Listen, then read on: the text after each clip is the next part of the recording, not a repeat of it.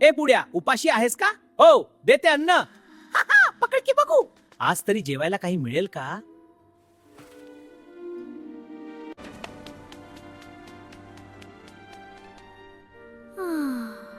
अरे बाबा, असं का बघतोयस? उपाशी आहेस का? हो रे, 3 दिवस झाले दूध तर दूरच, पाणीही नीट मिळालं नाही. हे घे, पण शांत बस. अरे तू इतका चांगला आहेस, पण तू माझ्या तोंडात मावशील. अरे राजा, दूध प्यायल्यावर मित्राला खायचं नसतं. चुकलीस. आजपासून आपण मित्र.